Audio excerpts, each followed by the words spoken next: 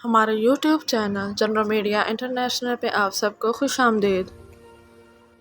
اگر آپ نے ہمارے یوٹیوب چینل کو سبسکرائب نہیں کیا تو کائنڈلی ہمارے یوٹیوب چینل کو سبسکرائب کر دیں اور بیل آئیکن پہ کلک کر دیں۔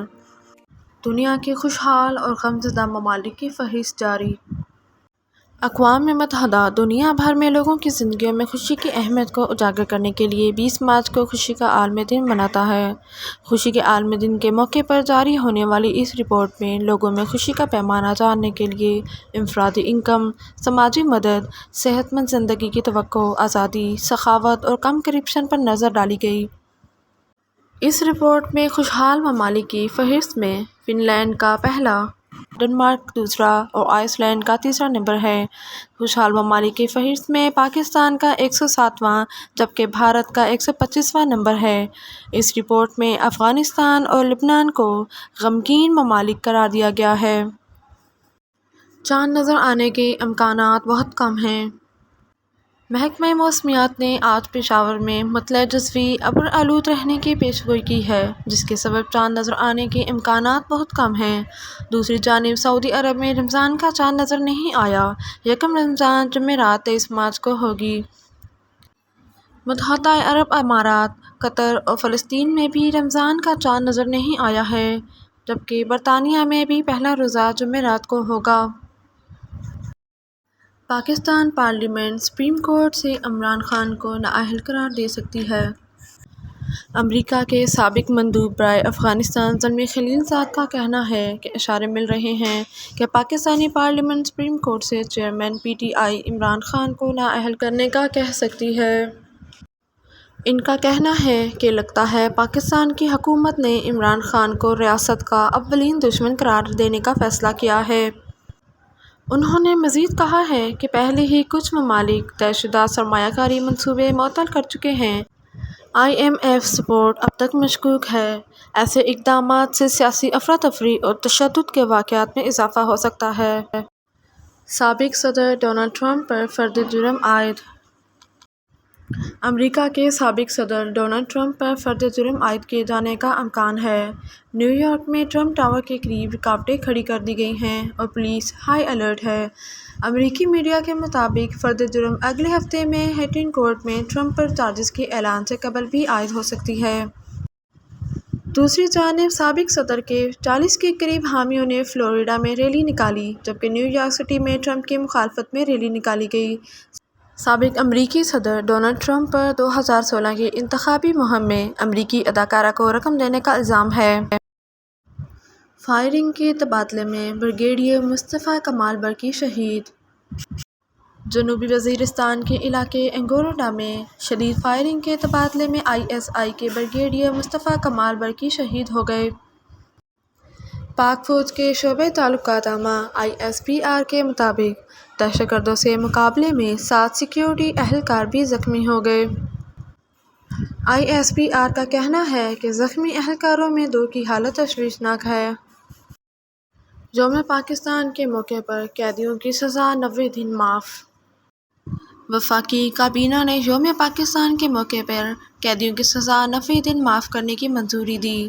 سزا میں معافی کا اطلاق کا قتل، جاسوسی، دہشت گردی اور فرقہ واریت میں ملوث قیدیوں پر نہیں ہوگا۔ وفاقی کابینہ کی منظور کردہ سزا میں کمی کا اطلاق 2/3 سزا پوری کرنے والے قیدیوں پر ہوگا۔ سزا میں کمی کا اطلاق 64 سال سے زائد عمر کے 1/3 سزا پوری کرنے والے مرد اور 59 سال سے زائد کی خواتین قیدیوں پر ہوگا۔ بھارتی انتہا پسند تنظیم نے حلال گوشت پر پابندی کا مطالبہ کر دیا۔ جیسا کہ ہم جانتے ہیں کہ مسلمان صرف حلال طریقے سے ذبح ہوئے حلال جانوروں کا گوشت کھاتے ہیں، جس کے لیے مقامی حکام حلال گوشت کا سرٹیفکیٹ بھی جاری کرتے ہیں۔ بھارتی میڈیا کی رپورٹ کے مطابق ریاست کرناٹک کے صدر مقام بنگلور کے ایک ڈسٹرکٹ مجسٹریٹ کو انتہا پسند تنظیم نے ہندو سالوں کے موقع پر حلال گوشت بیچنے پر پابندی لگانے کی درخواست دی۔ واضح رہے کہ کچھ مذہبی تہواروں پر کرناٹک میں گوشت بیچنے کی مکمل ممانعت ہوتی ہے۔ سال 2023 کا نصاب 1,03,159 روپے مقرر۔ اسٹیٹ بینک آف پاکستان کے banking policy and regulation department circular میں بینک سربراہان کو وزارت تخفیف غربت اور سماجی تحفظ کے لکھے گئے خط کے تحت یکم رمضان المبارک کو بینکوں کے سیونگ کھاتوں، نفع نقصان اور دیگر شراکتی کھاتوں جن میں 1,03,159 یا اس سے زائد روپے جمع ہوں تو ان سے 2.5% زکوٰۃ کٹوتی کی جائے۔ بھارت میں مذہبی بنیادوں پر پرتشدد کارروائیاں کی گئیں۔ امریکی محکمہ خارجہ کی رپورٹ میں کہا گیا ہے کہ سال 2022 میں بھارتی افواج کی جموں کشمیر میں کارروائیاں جاری ہیں۔ بھارتی سیکورٹی فورسز کی جانب سے ماورائے عدالت قتل کی اطلاعات ہیں۔